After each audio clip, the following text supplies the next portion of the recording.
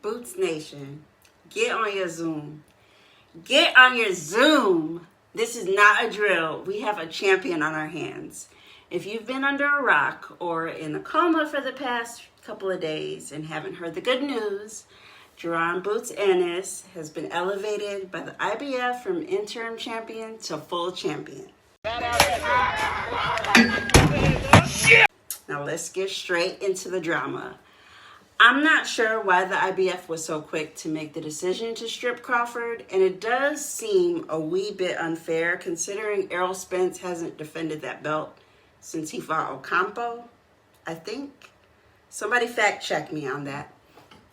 Be that as it may, the reason I'm not mad is because the entire Spence-Crawford drama was so drawn out, entirely too long. They held up the division. It's time for the young guys to get their shot. Whoever was at fault, I don't care at this point. It's time for both of them to move out of the way. If there's still a scheduled rematch between Bud and Errol with a clause in place, shouldn't it be for undisputed titles if it were at 147? I'm not sure if Bud was being serious about fighting Canelo, but it seems that he's pretty much done at welterweight. And with good reason. He's been undisputed. All of the sanctioned bodies could strip him right now, and that would not change the history books. So in my mind, the IBF taking their belt is inconsequential as far as Crawford is concerned. Now, I've heard people saying that there are some shenanigans, that the IBF is doing this on behalf of the PBC. Now, the IBF does have a criminal history. I'm not saying they're still shady, but we just need to keep that in mind.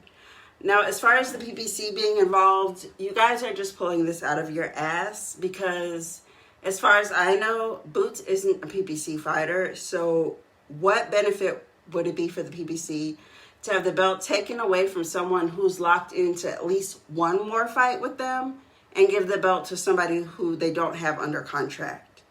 Like, does that make sense to y'all?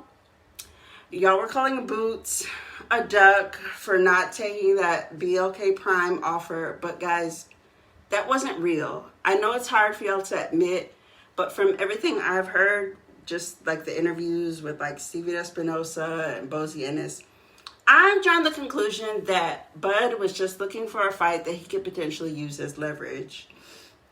Because if you recall, he was looking to fight Alexis Rocha, and what happened with that? Exactly. Tell me. Go ahead, I'm listening.